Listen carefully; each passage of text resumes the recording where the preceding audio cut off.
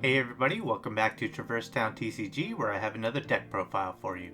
In this video, I'm going to be covering one of my favorite decks that is centered around Roxas and Twilight Town friends. If you are already familiar with this deck, then you know that a Roxas deck pretty much builds itself since he can only use specified cards, but I'm willing to share my refined list as well as some valuable data from heavy playtesting.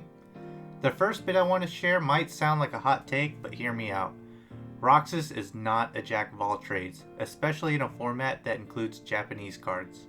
He can win a challenge every now and then, sure, but he doesn't deal extra heart point damage consistently enough, and outside of Yen Sid, he cannot prevent your opponent from healing often enough either. Because of these two reasons, I think that Roxas is best as a disruptive world racer. Roxas was one of the first decks I ever built, and even in an English-only format, I think I only won by playing aggro one time against a very subpar deck. So I decided to drop aggro-centric cards and put 100% focus on world racing, and hopefully you all enjoy the result. I'm going to be combining the deck list and explanation from now on, and as always I will suggest some cards you could consider, and lastly I'll wrap up the video by giving my final thoughts. So without further ado, let's get into the deck list. For my deck list this time around, I'm using scans for my own personal deck, so these are all cards that I own. So of course we start out with the Roxas player card, 2 Olette, 2 Hainer, 1 Pence, 3 Fu, 3 Rai, 3 Vivi, 3 Samurai, 2 Setzer, 3 Yen Sid, 1 Mushu, 1 Kira, 2 Oathkeeper equipment cards, 1 Oblivion equipment card, 1 Ultima Weapon, 1 Oblivion attack card, 1 Pete, 1 Cerberus, 3 Twilight Town level 3, 2 Traversetown level 3, 3 Disney Castle level 1, and 1 Endless Darkness event promo. It's a tight list, but I managed to get it down to 40 cards, and I tried to max out the draw cards available to the deck. Roxas is a great level 1 player card with 8 HP, and he also gets to search for an Oathkeeper equipment card at the beginning of the game. This boosts his attack to 7 right off the bat, and he's also able to heal an additional HP for each Dark Heartless he defeats. Olette provides Roxas with an additional 5 attack if at least 3 Twilight Town friend cards are in the friend area, and she also has a magic value of 3 to allow me to cast my Kira. Hainer provides 3 support and has a come into play effect that allows me to play an Oathkeeper equipment card from my hand or my deck. This is great in case my Oathkeeper from the beginning of the game gets discarded by my opponent. Pence allows me to discard him instead of an equipment card attached to Roxas when an equipment card would be discarded by my opponent. Fu is an extremely important card for Roxas because she provides the main source of draw for the deck. While Fu is in play, I get to draw a card whenever I play a Rai or a Vivi into my friend area. Because of Fu's effect, I play 3 Rai and 3 Vivi to max out my draw potential. Rai is just 5 support, which is pretty good for a level 1, and Vivi is helpful because I can discard him from my friend area in order to discard an equipment card from my opponent. Vivi also has 3 magic value and is another card along with Olette that allows me to cast Kira.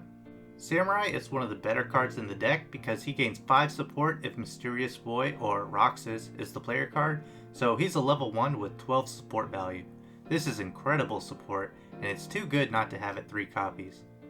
Setzer is a Japanese exclusive card from Endless Darkness, and he allows me to discard him and 2 cards from my hand in order to blank text all Dark Heartless or Nobody cards on my worlds. We finally get to a card that makes Roxas playable at a higher level. Yen Sid from Endless Darkness is a level 5 with 3 support and a ridiculous 9 magic value. Yen Sid can only be played by Roxas, who gets to ignore his friend level so that Yen Sid can be played straight from hand into the friend area. Because of this, Yen Sid is the most broken card available to Roxas, with the ability to discard him from the friend area to cancel any card that would be played by opponents other than a world card. If this card is played correctly, Roxas can pull out some wins over some of the top tier decks in the game. It took a lot of game experience for me to learn to play Yen Sid correctly, and I found it interesting that a deck that was pretty much autopilot in the English format seems to be one of the more skill intensive decks due to this single card. Moving on, we have a single copy of Mushu from Rejoin.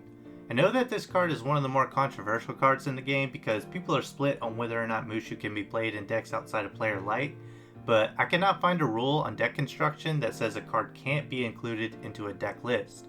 For example, a Dark player card should be allowed to have a Bambi card in their deck, even though they cannot play it into the friend area. It would just be a dead card. Mushu is a card that you can discard from hand in order to blank text any Dark card on your World card, and because it is discarded from hand for his effect, the majority of players I've spoken with agree that he should be allowed in any deck. Blank texting a Dark card is especially important for World races because the term Dark is an umbrella term that would include Dark Heartless, Nobodies, and Dark Villains. Having the ability to blank text a Dark Villain gives Mushu a role in this deck outside of Setzer, who just blank text Dark Heartless and Nobody cards. A single copy of Kira can come in handy against an aggro deck if you are able to pull it off before they lock you from casting magic. It may seem like a small boost in HP, but it can sometimes be the difference between a win and a loss. I think at least 2 copies of the Oathkeeper equipment card is necessary for a Roxas deck, in case you open your hand with one and are unable to equip it for his effect at the start of the game, or if one is discarded throughout the game and you want to have a second one that you can get back with Hainer. You could go 3, but I find that 2 is appropriate. One Oblivion equipment card could give you a small boost and is a nice option since Roxas is able to equip both the Oathkeeper and Oblivion equipment cards at the same time. I used to play more, but I think 1 copy is enough since it's only 3 extra that you're adding to your attack. It's no secret that Ultimate Weapon is a great card.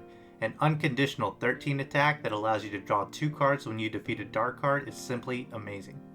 I also added an Oblivion attack card for an unconditional 10 attack because a lot of decks like to control Roxas' friend area, so the added boost from these 2 cards give Roxas a huge boost when battling Dark cards. The Dark cards I play to slow my opponents from World Racing are just Pete and Cerberus. It may seem like a low count, but I always have the option of throwing Samurai onto my opponent's worlds as well. I went with Pete and Cerberus because they both have decent POW, and the effects are pretty good. For Pete, he gains X POW, where X is equal to my opponent's combined world level, so he could potentially get up to 22 POW, while also preventing my opponent from playing the King. Cerberus forces my opponent to use at least 3 friend cards while battling him, and he also discards Cloud cards in play. I thought it made sense to choose these 2 Dark cards because my Roxas deck can't play Cloud cards, and I also chose not to play the King Form card, which I'll explain my reasoning behind that later. 3 copies of Twilight Town level 3 are pretty obvious because they let me search my deck for a Hainer, Pence, or Alette and put them into my hand. 2 Traversetowntcg level 3 are pretty good because they have a dark limit of 3 and only give each Dark card plus 1 POW. These could also be Hollow Bastion level 3 if you prefer -2 attack instead. I went with Traversetown because this is Traversetowntcg. 3 copies of Disney Castle level 1 are pretty important in this deck in my opinion because Dark cards cannot be placed onto this card, and it also allows me to draw 1 card in a deck that lacks a lot of draw. Lastly, I included an event card that has become another trend of mine to include in almost every deck I run, and that's the Endless Darkness event promo. This card allows me to look at the top 3 cards in my deck and choose one of them, then put the rest back on top of my deck in any order. This is an amazing card for consistency in a deck such as Roxas that is limited when it comes to draw cards. Now that I've explained the cards in the deck and how they work, let's talk about other cards you could consider if you were to build this deck on your own. I briefly mentioned the King Form card earlier. He says that whenever a player light's HP becomes 0 because of your opponent, add 1 HP to your life, discard all Friend, Equipment, Dark Heartless, and Dark Nobody cards from your playing field, and 2 cards from your hand to place this on top of your player card. You must discard this card during your discard phase unless this card was played on a Mysterious Boy or Roxas. While the King is your player card, you may play friend cards of any level. It sounds like a great card, and I really wanted to include it, but in my testing, this card just wasn't worth it because you have to hold on to it in your hand. Holding on to a card is detrimental to the consistency of a deck that really needs to maximize its draw phase. Dragoon is a good card that searches for a Nobody card when placed onto the opponent's world card. It's nice to have a card that searches for Samurai and possibly other Nobody cards you may choose to include. I found that this card wasn't really necessary though because I draw into my 3 copies of Samurai often, and I also felt like this could be a dead card if I'm waiting on my opponent to play a world card just so that I can play it. Cave of Wonders Guardian is just a great dark card for any deck, and I'd recommend it in here because it makes your samurai cards more useful when played onto a world card just to stall a turn. I'll also recommend some alternative level 1 world cards like Halloween Town and Twilight Town.